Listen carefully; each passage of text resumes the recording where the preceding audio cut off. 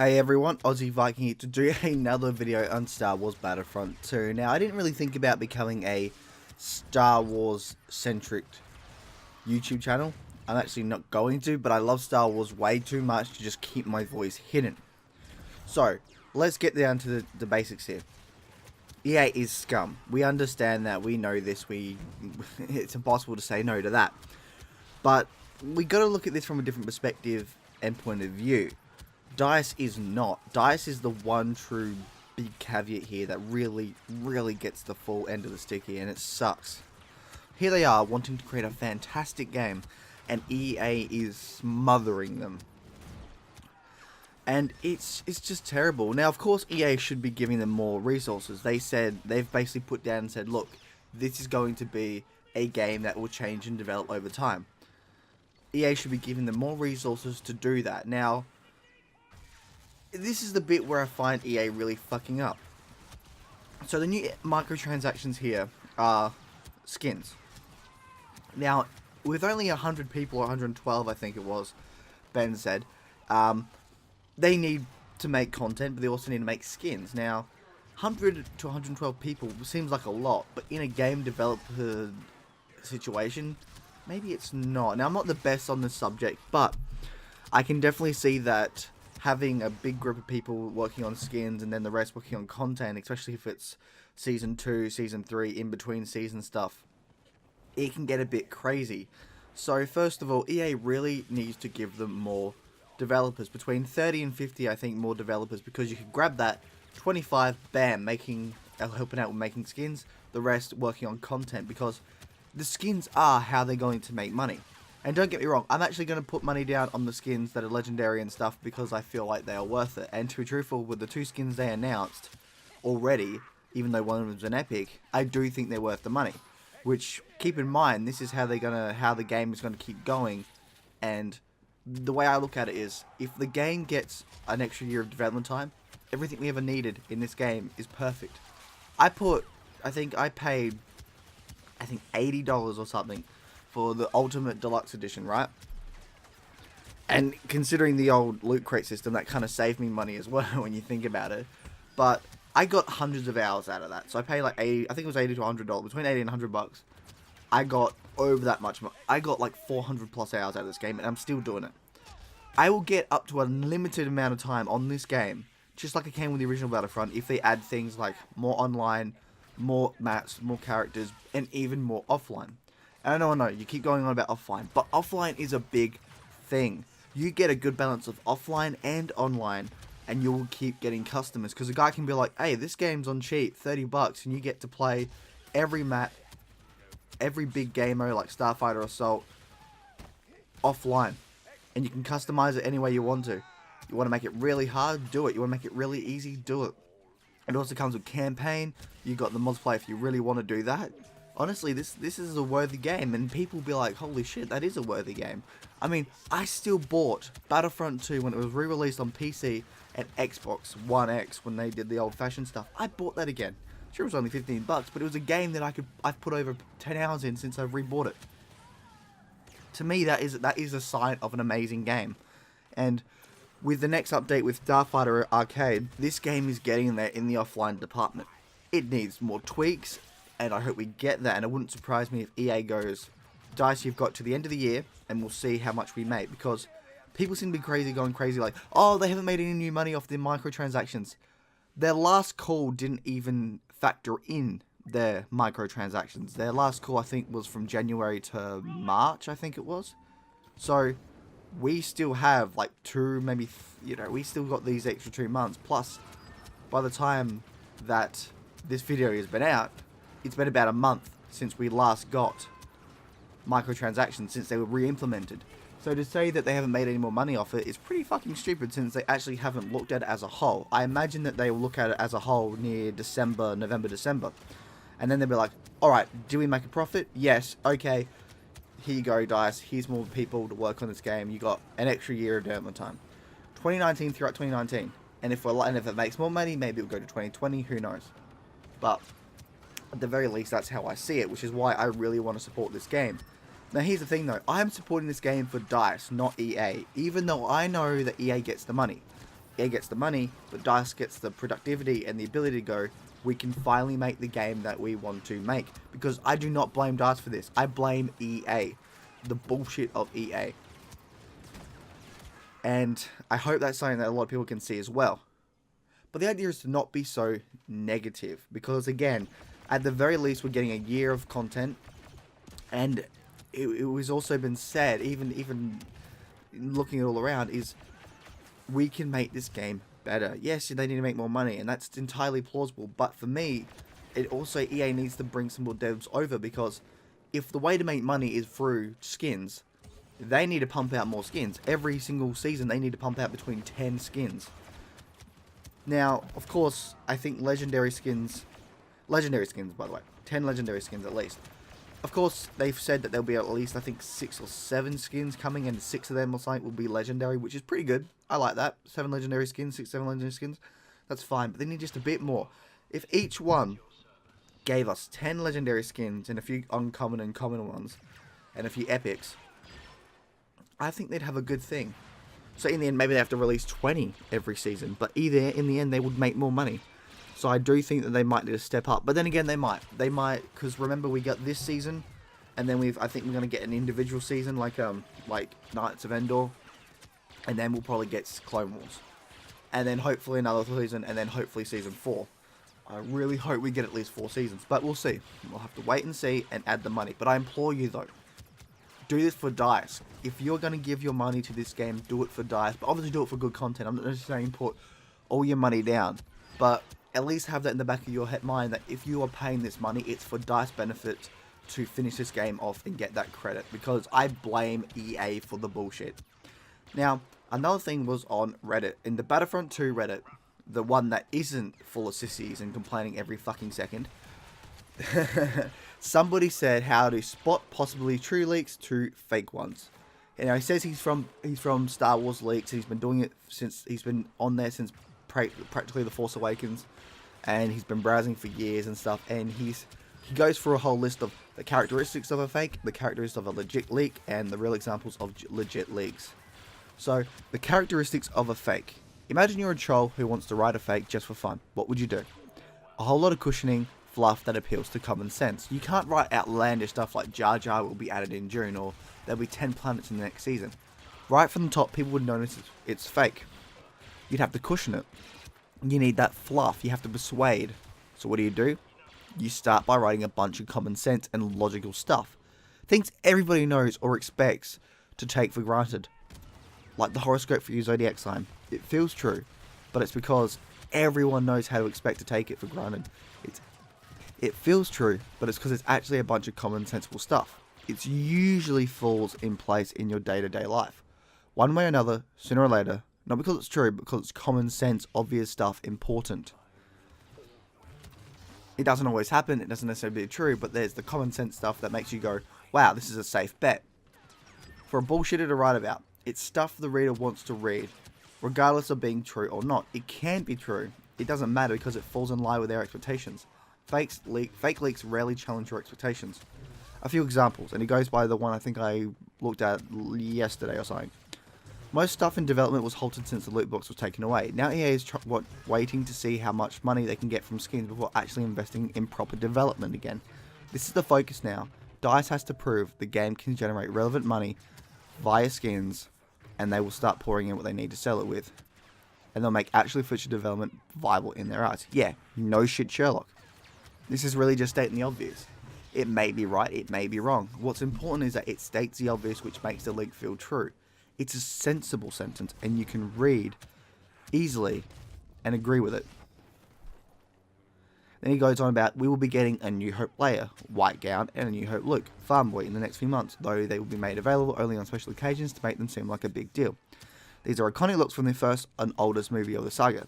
Everyone expects them sooner or later. They are guaranteed to sell. And people have been asking for months. Whether or not DICE creates and puts them in the game, it seems to be a sort of thing, because you can be like, hey, that sounds reasonable. But it's also reasonable that they can put them in the game and they'll just have them with on special occasions, like they did with the Hoth skins. So it seems plausible, but it doesn't really give any real reasoning as to truth towards it. Because again, it's common sense. And they said stuff like, there will be a Clone Wars season, but it got heavily delayed. Grievous was confirmed, a few other characters as well, like Padme and Obi-Wan. Development was delayed, and resources aren't the same anymore. A few heroes, 1 or 2 may be launched in August. The others, I'm not sure. Maybe none will come at all. Of course, there's going to be a Clone Wars season. It's what the player on the online community has always been vocal about. They know a Clone Wars season means money, either from buying heroes or skins or vehicles or crates. Because of new cards for heroes in that old progress system at the time. Or whatever, and what the players are ready to spend money on. It doesn't disturb the marketing and merchandising cycles for the current sequel trilogy anthology movies, just to make it launch between movies. Of course Grievous will on it. There was always been metadata for this character on the game files, and people have always known this since the game launched. Of course Obi-Wan and or Padme can be part of the extended reason for the Clone Wars seasons. They are featured prominently in the movies, and Padme has a gun and taken a part in the action too. Of course, it was all delayed and pushed back because of the microtransaction fiasco. Had to rework a ton of stuff that relates to how EA can make nice money from the game. The new microtransactions and progression systems from a business perspective, this is top priority, plain and simple. Again, this is the safest bet a troll can make more convincing. Do you see the pattern? It has to be believable. They have to convince you that a natural worry as their leaks are invented. So they write a bunch of stuff that readers either already know or expect or take for granted. All this information can itself be true or not. But that's not the point. The point is that it appeals to common sense in order to cushion the leak and make it believable. On fake leaks, this cushioning usually takes a huge part of the text, not always, but usually.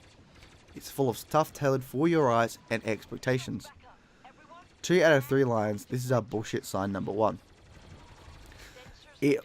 Number 2 is, the leaks will give you safe but new information, and it will be sprinkled for good measurement. All this cushioning and fluff serves as an objective to convince you about the little bits of actual bullshit. There'll be maps with tunnels.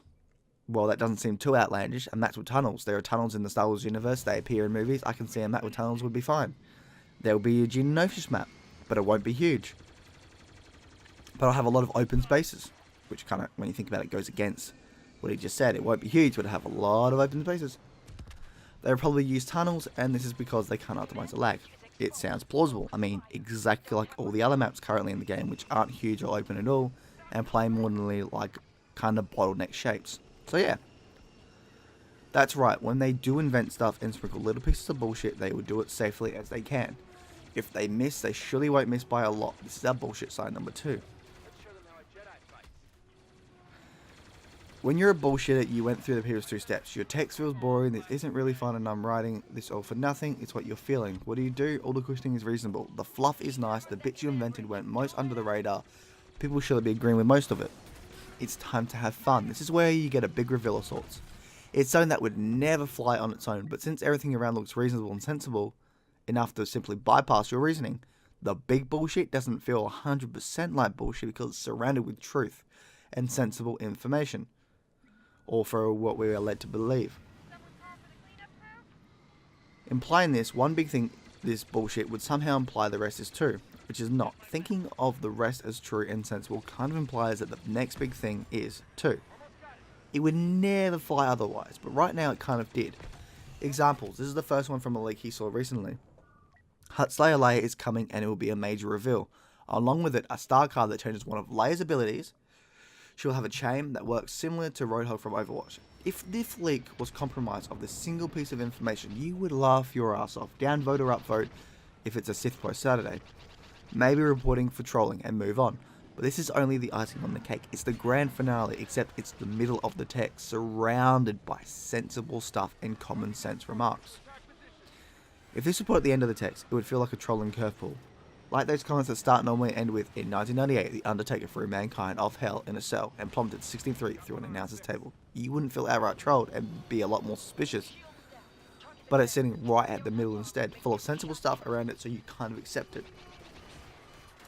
And he goes on with, Conquest will be coming in November in the 1-year anniversary. Conquest would mean that you'd have to develop a whole different package of maps to form a new game mode. Like the difference between Galactic Assault and Starfighter Assault, except it would still be ground combat. They can't use the current maps in the game as they were engineered for Galactic Assault, because they are all more or less bottleneck shaped like a tunnel or trapeze, and are geared off this. It would be a matter of reusing a few assets and building anything around for a ground up. but I don't want to sparkle discussion about if we get contests or not. If it's not possible or not, my objective is showing you that things that can be used as the icing on the bullshit cake, the stuff that gets used as a big reveal, and it manages to bypass your better judgment altogether, like leaking a conquest mode or a Roadhog layer. This is our bullshit sign number 3. Stuff that will come a few months later. Bullshitters can't give proper dates in the near future because if they do, they would easily be proven wrong and revealed as trolls. When they do give dates, they are vague and the dates are usually far away. This is so that you can enjoy a few weeks, months of internet fame and fun. I'm sure you've read these plenty of times. Stuff X will come in the 3rd quarter of 2018, Stuff Y in the 4th. Season Z will be in the 1st of 2019. Things A and B will come late July or early August at the very least. All this is a post written in March, April, May, months prior. Now imagine a true leaker, a manager, an artist, a coder, a 3D modeler. Whatever at DICE, for example, if you know anything about proper management or development like those professionals do, you'll realize these people have no way of leaking stuff like this so many months for their actual release date. Because there are fewer people involved early on, the leak would be more easily tracked down, and 2, because its dates are frequently changed. Since unexpected problems happen all the time in development, so the legit leaker would be deemed as a fake troll if the true date predictions they gave were changed. One of the hallmark signs and most obvious ones of fake leaks are the vague dates. This might sound convincing at times because, hey, we get a season per quarter, so usually Season X will be in the 3rd quarter. Or now we're back on track 1, I guess. I guess we're getting at least 4 seasons per year, so that date seems true. But it's all so vague and easy to come up with by a bullshitter, and a legit leaker would leak stuff this early for fear of being tracked down. This is our bullshit sign number 4. Now, he goes on about the characteristics of a legit leak, which is extremely interesting. By now, we must be forming a picture of what an actual leak looks like. It simply looks the opposite to what I pointed out above for the same reasons. There's no cushioning or fluff, it's concise and to the point. A legit leaker simply doesn't care about convincing you. They know they're right and their information is legit, and more importantly, they know they'll be proven right soon. Doesn't matter how outlandish or revealing what they write is, most legit leaks don't care about convincing the reader. The information comes plain and simple. Usually in short sentences, not much explanation or justification given. Stuff A, B, C, D, F, and G will happen next week. Deal with it. Some of it may look like common sense, and some may be obvious, and with some surprises thrown in, maybe some crazy stuff too, but it's all concise and to the point. Now, a real leaker will give precise dates. At the end of the development and testing process, stuff has already been passed through so many hands and has been seen by so many eyes from so many different departments that the leaker feels safe to leak some or any info. By that point, there's safety in numbers, and the leaker won't be found amidst a huge number of people who have access to the same information. And due to that fact, development and testing are coming to an end, or has already ended, launch dates feel real and are around the corner. A trailer is maybe already done and the marketing team is just putting the final touches on a press release. Stuff X is coming at the announcement next Wednesday. At the end of the month, we will have skins A and B, and they will cost yada yada yada credits. There'll be an announcement tomorrow regarding Stuff Z. They aren't afraid to give proper dates because they know it will happen. As stated, they will be proven right. Dates are usually near by the time they are leaked. There'll be dozens of people involved in the project already, and some may even move on to the next project that comes next month. So a leaker feels safe about leaking it so close to the official reveal date. And then he goes on about legit leakers, privacy and stuff, and then the consistency. And then goes on about 2 examples of legit leaks that have happened. A recent one was about the Boosh layer skin. It was concise, it was just an image, and a bad title saying it would come in the next release, if I'm not mistaken. So a proper date in which it can be easily debunked or disproven in the near future turns out it was proven true a day or 2 later. So that was a real leak. And then there's a recent post on Reddit on Star Wars leaks, and it read, everyone who knows there was an animated series coming from Filoni, the guy behind Clone Wars and Rebels, but no one knew a thing about it. It sounded absurd and highly suspicious. Why would a new series be announced tomorrow if nothing was leaked? And it has Oscar Isaacs in it? We surely would have known about that already. But he had a proper release date in which he would be proven false, the following day. So everyone just had to stay put and wait. Turns out he was true, and they announced it the next day. That is the look of a solid leak. So, in the end, a solid leak is someone who gives common sense, a lot of information, but is concise. He doesn't say shit like, oh, it could come this, then this. He gives you precise ones. And usually a real leak is very close to the release date, because their information is very concise and right. Don't get me wrong, you could probably get leaks that come earlier, but they can change around and be proven wrong because of that, because of the way things change. But a fake leak just goes on and on and on. So with this in mind, that leak before has a lot of common sense and kind of non-common sense. And to me, it's now juggling my thoughts on how everything's going. Don't get me wrong, EA is probably fucking over DICE. But like I said, we need to put our money towards DICE, not EA. And yes, like I said, I know EA gets the money, but DICE gets the respect. They get the ability to create the game that they've wanted to create. And to me, that's what I'm fighting for, and that's what I'm putting my money towards. But yeah, that's Aussie Viking out. Like and subscribe if you want. This was just a big video that I thought really needed to be done, because I found this all information really interesting, because especially at the end he says, stay skeptic always. But I also wanted to say that we still need to fight for this game. But don't fight for EA, fight for DICE. Keep saying that EA shouldn't be fucking up a lot, and they have been.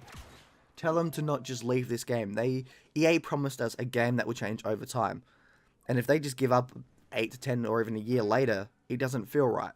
Tell them that we will give them money if you give more resources to DICE to create those content, such as skins, so we can put more money towards it. Like I said, I would buy those skins. I'm buying those skins, but I would love more. If they released 10, 15, or even 20 legendary skins a month, I'd probably put a shit ton of money down on that.